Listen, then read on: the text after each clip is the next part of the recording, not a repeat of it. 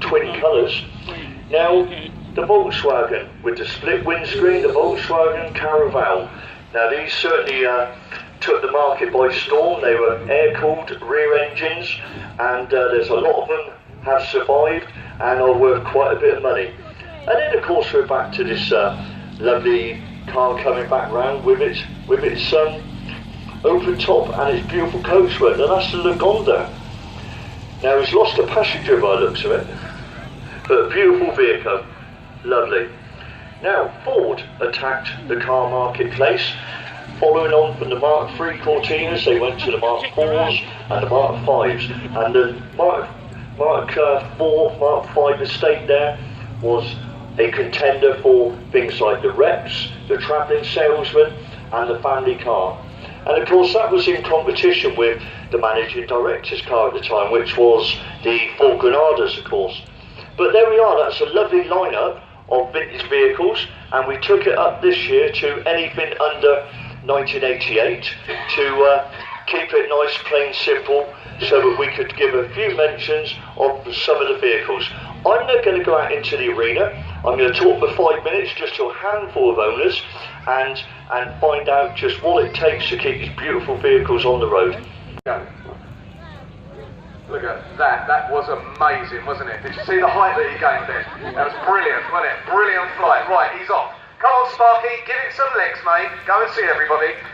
Right, he's checking out, making sure, seeing if there's anybody having a picnic. It's when we get to the gap, keep him feeding at the gap, mate. Keep him feeding away from the gap. If he goes in one of those fish bars or something, food, get food out, keep him busy in the arena. If he goes in a burger van, it's game over, we're all doomed. So, I ain't joking, I am not joking, he would. If he knew what was in some of those catering wagons, he'd be having a field day. Right, this is Sparky, and Sparky is a Forster's or striated Caracara, and he comes from the Falkland Islands. Keep throwing food at him, keep throwing food at him, keep food. Come here, Sparky. Just get bigger food and draw him at him. Come on, Sparky. And he comes from, come on mate. He comes from the Falkland Islands. Now, believe it or not, the closest relative of this bird are falcons, like the peregrine falcon and stuff. But as you see, pay attention, he's very un-falcon-like in not only where he comes from, but the life that he leads. Now, he's designed more for running than flying. He can fly, but he's really, really heavy.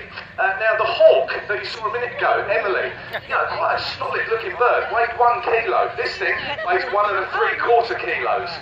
He's very stocky, very strong. He's going to have a dust bath. You have a dust bath, mate, go on, I'll let you get on with it. He's very stocky, very strong, thick set, very heavily built. He's got no real need to fly very much. You just do what you want, mate, alright? I'll just keep talking. Now, have you finished? Right, now come and have some more food. Now, where they come from on the Falklands, there aren't any trees, so he's got nothing to fly into. He's top of the food chain. He's got nothing to fly away from. Sparky, come on, give me some legs. And all of this, Sparky, wrong way, Sparky. Sparky, Sparky. He's such a swine. Sparky, over here. Very stocky, strong, thick set. No real need to fly very much. There aren't any trees. A lot of his food is found on the ground. What they do is they go rock pooling. And they turn over all the little stones and things, finding all the little crabs and mollusks hidden in underneath. So, we'll give him a little bit of stimulus. No, I haven't done it yet. No, we're not doing that bit yet, that's second. Do this bit first. So, a little bit of a Falkland Island rock pool that we've got here. Right, ready? What's under there? Have a look. Oh, ding, job done. Come on, Sparky. Let's go all the way down here. Ding, ding, ding. Come on, Sparky. Ding, ding, ding. Wow, look at that flight. That was amazing. Yes, I know. I'm going as fast as I can. Let's do one over here. Come on, Sparky. Falkland Island rock pool over here. Sparky. Sparky. Quite the ice cream fan then. Sparky. Had sweets in it. Thank you. Good lad. That's a bit difficult for everybody to see, but even with the old slippery cup, this bird has actually learned how to use the handle. Sparky. Right, let's do that one there. Pick up by the handle. Clever boy. There you go. Now they also they go down burrows and stuff. So what we'll do, we was going to get a nice simple tube, but we've made it a bit more difficult for him because we've got one of these expandable dog runny things, but it's got a huge, big, long, flappy tube at the end of it. So let's see if we can get Sparky to go through a Falkland Island burrow. Right, Sparky, up this end, mate. Sparky, you're at the wrong end. Sparky, you're at the wrong end, Sparky. Sparky, look, you can come through that way if you want. Right, look, Sparky, over here. Right, and then go, look, all the way through. Ready? Hang on, please, and go. Right, all the way. That's it, keep going, keep running forward, keep going. Yes, first time. Took 4 goes yesterday. Now, their nicknames are Johnny Rooks, because they look like a rook, and when they shout, believe me, they make a racket like one. But they are best known for their piratical thieving behaviour. In the wild, this bird is an absolute thug, but I think he is brilliant. So, do you lot think he's great? Yeah! He's great, isn't he? Give us a big cheer if you love Sparky. Go on. Yeah, look, Sparky, everybody loves you. Shall I tell you what else they eat in the wild? Baby penguins. Does everybody love Sparky? You're a fickle bunch, some of you, aren't you? Now, I'm not going to lie, as a wild bird, they are absolutely horrid. They will form these like gangs that just rampage around the coastal areas, ambushing other sort of nesting birds, taking their eggs and their babies. Now, is it a rare bird? Right, this is the Sparky, we're over here. This is the difficult one to explain. Because they come from such a small area, but they're in good numbers in that small distribution, they are not classed as endangered. But I think they should be, because it's only 200 pairs. So, captive breed, you think one ecological disaster could wipe them out? Captive breeding is important. We did try and breed from Sparky last year. We got a female down on load.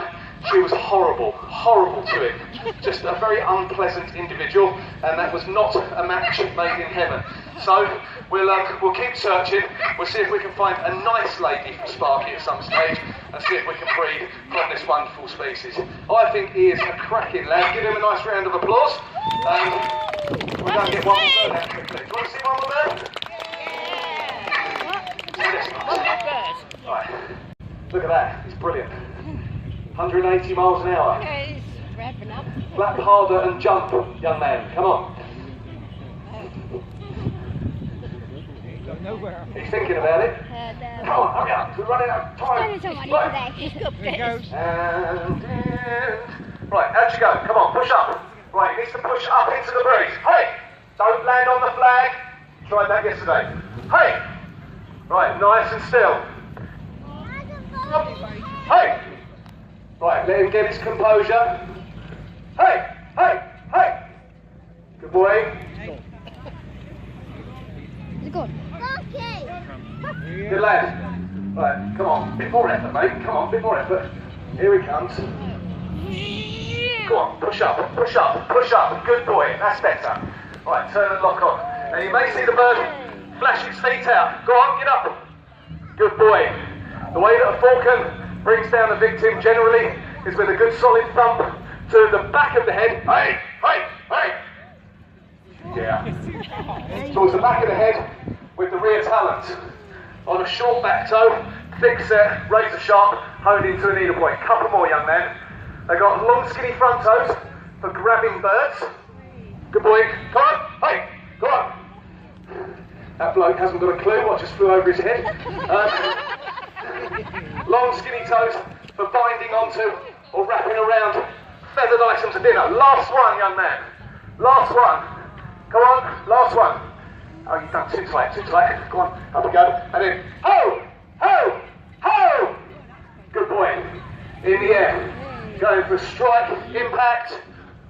Good lad. He is only learning. Give him a nice little round of applause. Well done, mate.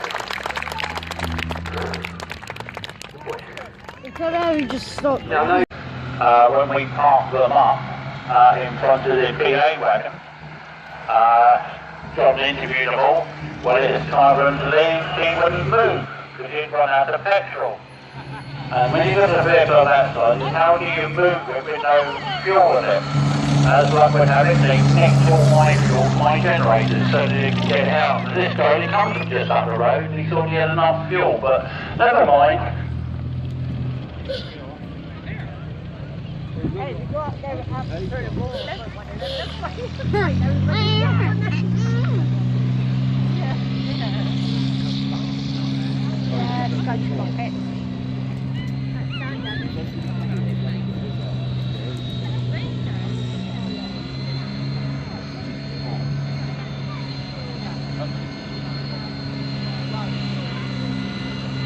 I'm surprised they're not actually army. You don't have to be part of the army too. And if you're a fancy traveller, now if you want to repair one of these, you go down to somewhere like the Charles Ware Morris Minor Centre in Bath, and they do all the parts for the Morris Minors. You can get a complete ash frame bodywork to go on the back. So there we are, that's the iconic Morris Traveller. Now the vehicle behind that, the J&J Coast lorry. Now looking at it, I think it might be a Leyland, and it is a Leyland. And of course, just coming in this side is the Great Fergie. Now he won first prize in tractors this year, and that's quite an original Great Fergie because he has got the headlight in the middle of the bonnet where it should be. The Leyland lorry behind, the Leyland Comet. Don't see too many of them left nowadays, but a lovely example. It looks like it's still in its working clothes, which is really, really nice. Followed by the massive Ferguson tractor, the 1135 there. Now, this is taking tractors up a notch or two. Very powerful tractor. It's come from abroad. It's got the cab, it's got the power steering, it's got the sound, and of course got the height. And when you start using something that big, you really mean business out on the fields.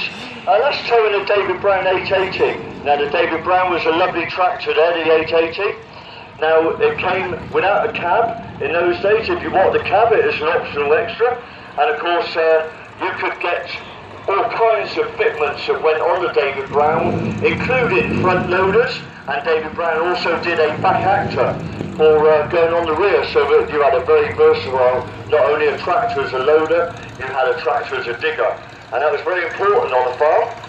Now when you look behind that, you have the section leader, Keith, driving his petrol TVO, Great Fergie. Now Keith's towing a trailer behind him, which this weekend has been doing some of the resources around the showground, moving some of the rubbish bags and stuff.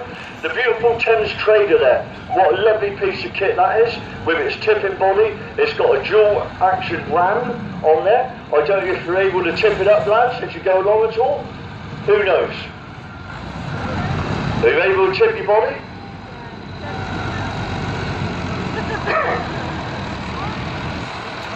And yes, we have some action. As you can see, the green Thames Trader is now tipping its bodywork up to give a demonstration of its twin ram capability.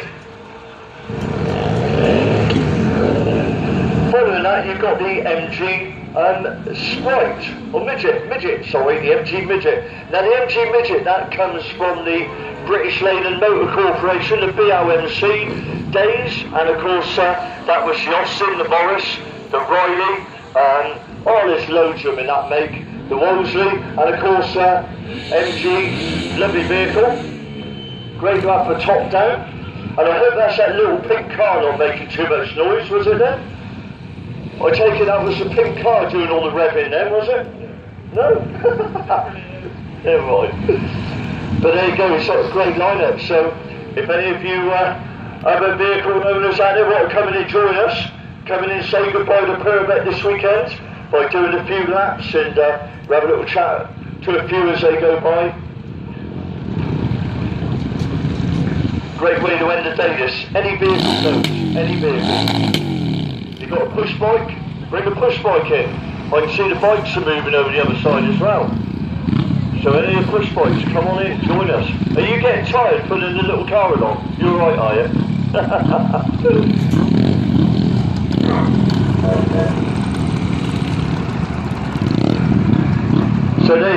there's a little midget sat in the front seat on this side waving at me. And now we've got a steamer coming in. We have got a lovely Foster engine coming in. Now, we haven't seen this one in earlier on, so this is nice to see this one come in today.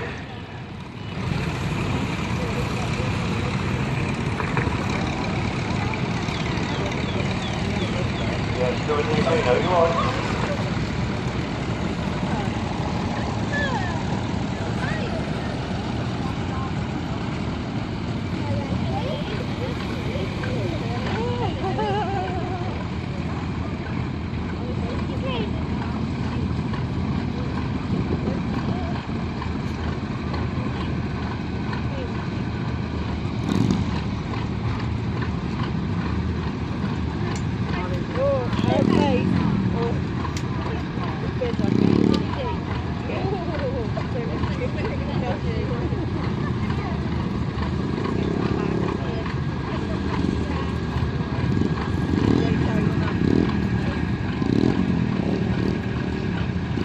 I do love a phone call in the middle of the arena.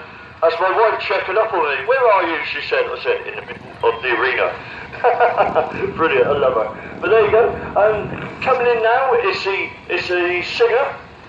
By the looks of it, the Singer Gazelle, I think it is. Or is it the Hillman Minx?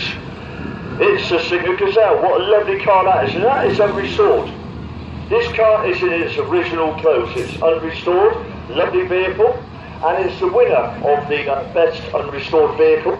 Now the BMC tractor behind, lovely little smallholders tractor. Now they went on to be called Nuffield, and of course if you're Salisbury Cathedral and have a round to get a chance to visit their cathedral works, they've actually got a lovely one there on a 1969 registration, but it's got very little hours on the clock, and it's still used around the cathedral ground. But anyway, we have got a few crammed in here now. We've now been joined by an iconic Mini. We've been joined by some more motorbikes there. The Ariel, the green one going around the middle. The iconic Mini, well there you go. What can I say about a Mini? When they started off in the 60s, the best one out of the breed had to be the Austin Mini Cooper. The Mini Cooper S was probably the fastest at lot. And just coming in the gate now is the commercial winner. The commercial this year was the Bedford OSIP. It's a lovely tipper lorry and a very, very worthy winner again. But we still got them coming in. And we got a little sporty job now.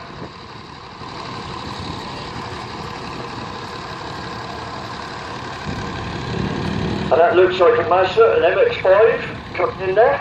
So I'll let that one come in a minute before we start sending some of them out. So I hope you enjoyed Purbeck this year. We've seen a great lineup of vehicles all through the weekend. You've seen your tractors, you've seen your commercials, your motorbikes. You've had a chance to look around the site, go in the trade stands. You've seen all the station engines, a lovely steam section, the car sections. There's been car clubs here. There has been all sorts. But there's something for everyone in this rally, which is what I love about it, and the setting couldn't be more beautiful, set within the Purbeck Hills. We've only got Swanage down the road, we've got Corfe Castle down the road.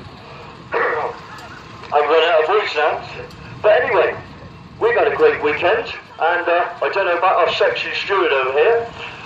Keeps looking at me, look, you wore out, Keith, have you had a good weekend? He's thumbs up to me, that's good, he's had a good weekend. And these lads with the Thames Trade, a lovely vehicle, fantastic. And of course, our friend there, who normally gives me a lot of grief, but she's lovely really. Bring them on, young. Yeah, might as well. She comes out in the car club, she's the real club owner, so yeah, might as well just bring her on, show off. Be the club mascot, couldn't you? Fantastic. Start them young, that's the main thing.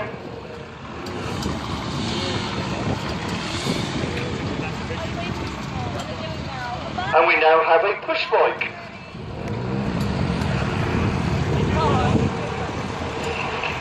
So you don't see many of these about, you know. You don't. Lovely tricycle.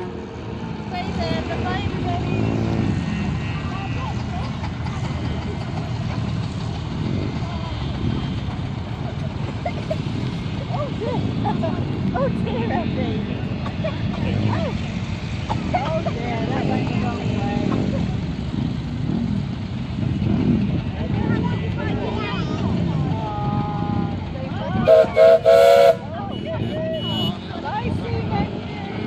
Bye-bye, toot-toot, goodbye.